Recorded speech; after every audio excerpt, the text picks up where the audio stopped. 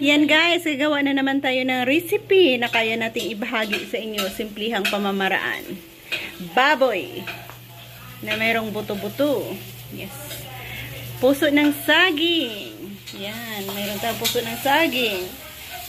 Kangkong at talong. Yan ang mga recipe ingredients na ating gagamitin sa araw na ito. So, join us kung paano natin gawin ang ating pagluluto na ito. Ang ating ginagawa dito ay nagisa ng garlic at onion. Next, sa garlic at onion ay ang hiniwang baboy. Ayan.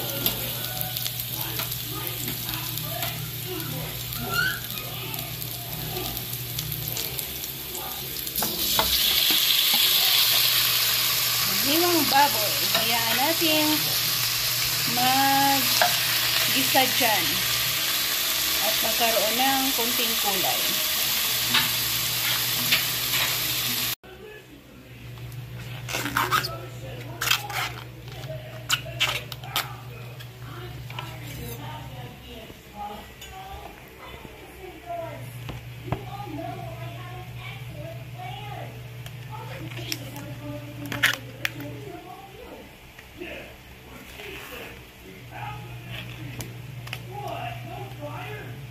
Yan, hanapin natin ang white part na kanyang blossoms. Yes.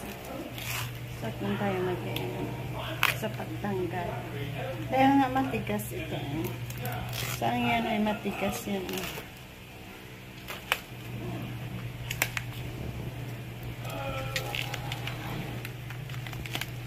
Yan. Yan siguro mag-iin.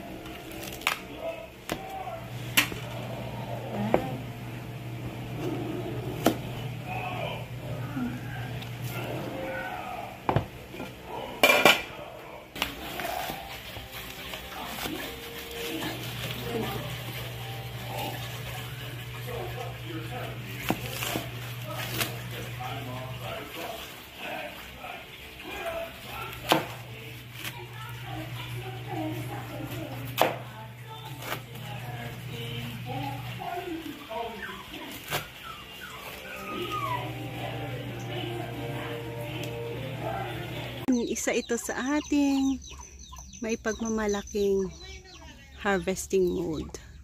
Yan o. One. Two.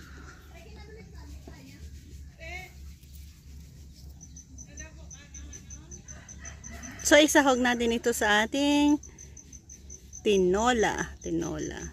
Sinabawan or sinigang. Silipin natin kung ano na halaga ng ating baboy dyan. Pero hindi pa yan ang ating gusto kasi gusto natin mayroong brown. Guys, napadami ng oil natin dyan. Bawasan natin at pwede na tayong mag-add ng sabaw niya. Ayan, perfect na.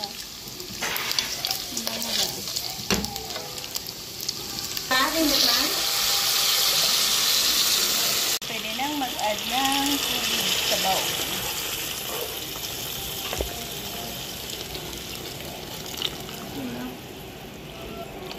Additional na natin. Ayan, kadami ang ating tubig. Ayan, nating lumambot at pwede na tayo mag-add ng mga iba't ibang sangkap. Mag-add tayo dyan ng puso ng saging. Ang ating pinaka main vegetables ingredients. Sarap. Ayan. And cover, hayaang kumulo hanggang sa totally lumambot ang lahat.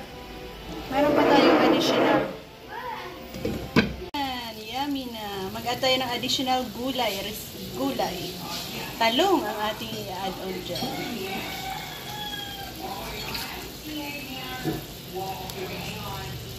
Parang mag-ano doon.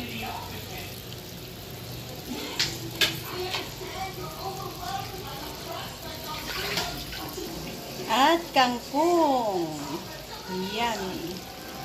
Yan, fresh from our garden. Ang mga ingredients natin ginatoon dyan. Yummy. Sangkap na lalong magpapasarap sa ating sabaw ay ang sinigang mix gabi. Instant. So yan, ipakita ko na lang sa inyo. Yan ang ating hinag. Sinigang nor, sampalok mix gabi. Asim gilig. Sasarap. I-add na lang natin lahat. Isang pakete. Dahil nasa madami-dami din naman ang ating niluluto dyan. Additional salt tayo dyan.